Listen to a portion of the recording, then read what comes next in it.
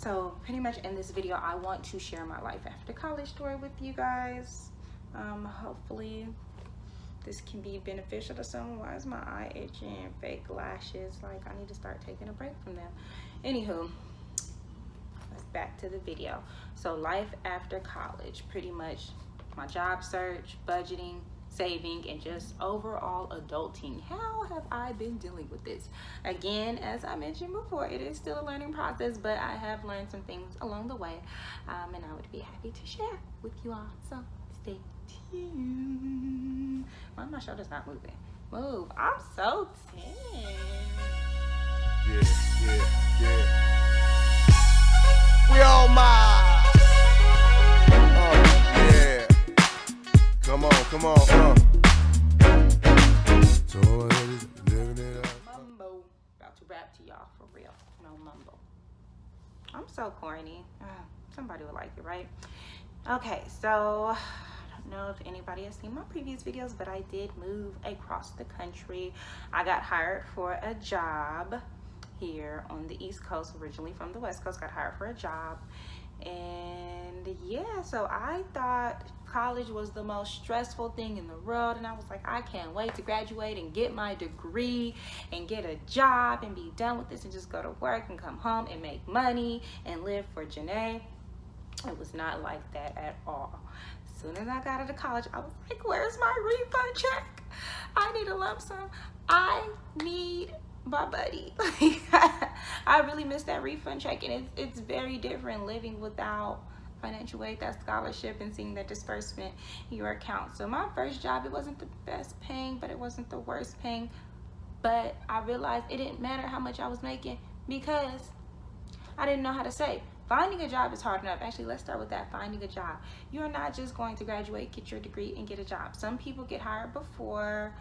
Some people are fortunate enough, maybe they get hired from internships, but with me, I didn't do any job hunting before I graduated. I'm going to be honest with you guys, none whatsoever. So I had barely started applying to jobs, and I went on like one interview in LA, and then a job here called me back, so I just came here. But I was very impatient. Like, I didn't realize it could take 3+ months to be hired. So if I didn't get a call back in like a week or two, I was like, oh well, I guess I didn't get hired. And I remember my friend's mom was helping me find a job, and I texted her and I was like, you know, I don't think I got hired for your company, so I'm just going to move to the East Coast. And she was like, Janae, you know, it can take up to 6 months. And I was like, oh, but I was already on the East Coast, and I found this job here.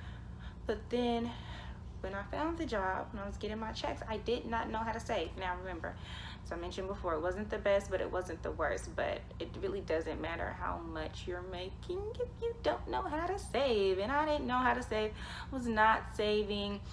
I was paying my bills, but that's all I had enough money to do was pay for my bills. And I was like, you know what? There has to be a way for me to save money, a way for me to pay my bills, and then a way for me to still have money for other necessities. So I just had to change my thought process. I had to learn how to budget and not go into a store and buy everything I see. See, with me, actually, let me backtrack. With me, I was like, well, I stopped buying clothes and I stopped buying shoes.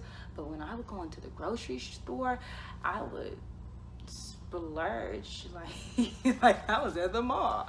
Because you know how they strategically set stuff up in the grocery store so that when you walk in, it may not have even been on your list, but you will see something when you walk in and you'll be like, oh shoot, I need to get this. That's how I was just putting anything in my basket and spending all this money on groceries. And then come to find out, even my cousin was telling me just this. We just laughed about it.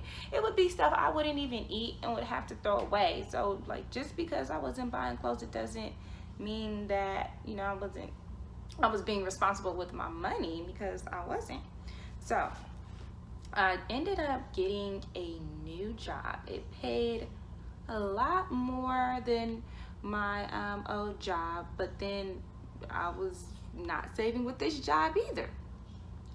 So pretty much I was like, again, I need to learn how to save. Like, Janae, you gotta save, girl, because your bank account gonna be dry after. You're gonna be living from check to check. You need to set aside a certain amount of money to put in your savings account.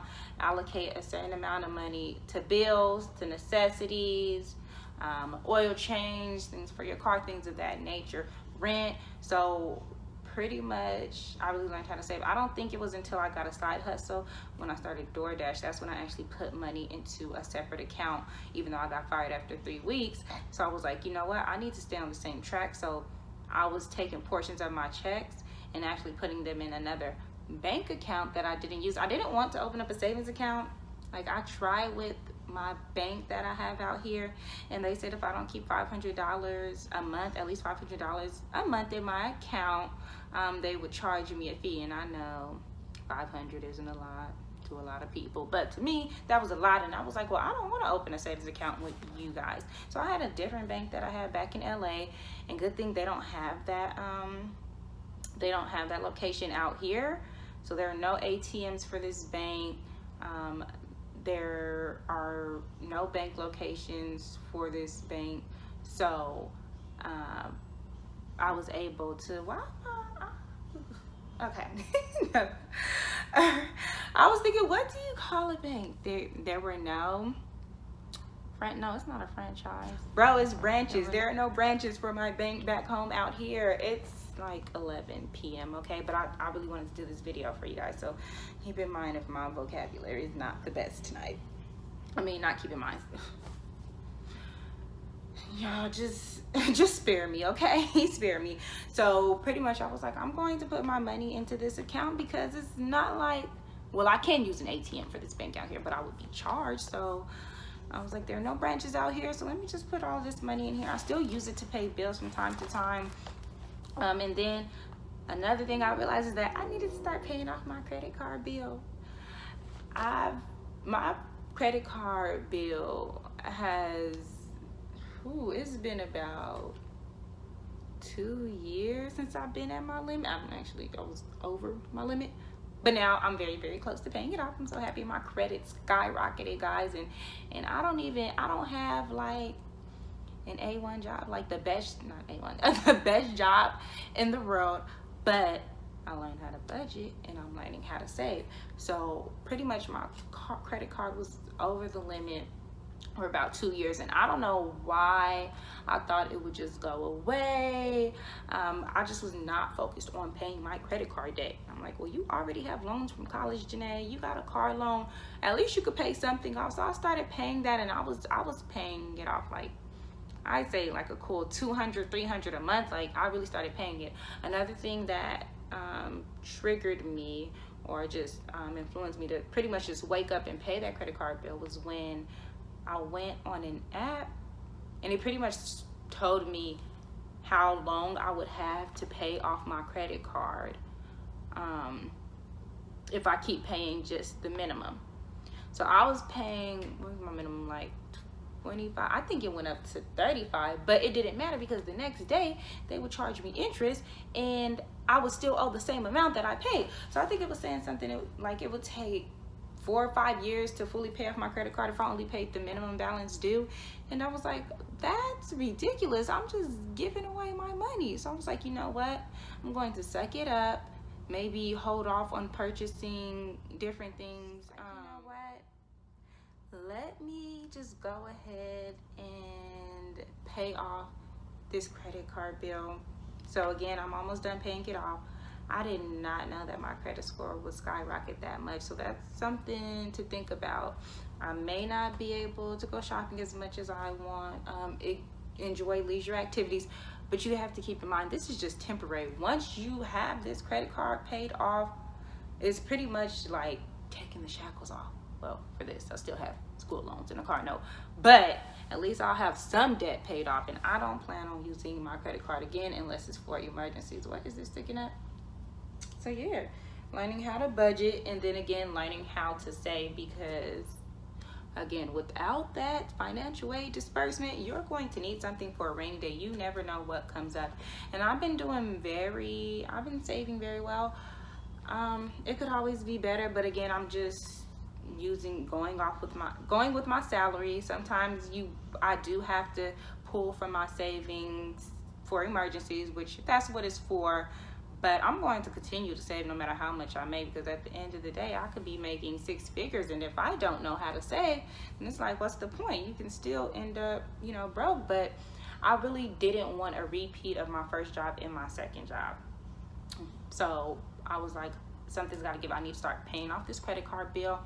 I need to start saving. And next, I'm going to start paying off these loans. Also, once I got that credit score up, you guys, I was able to refinance my car. So that's something to consider. It's a lot more positive that's going to come from it than negative. So again, you won't have time to splurge on things you used to, or the things you did when you had that financial aid check. But just imagine what's going to come to you once you start getting those debts paid off. All right. I'm teaching you how to be responsible, some financial literacy 101, because I wish somebody would have gave it to me, so I'm gonna give it to you.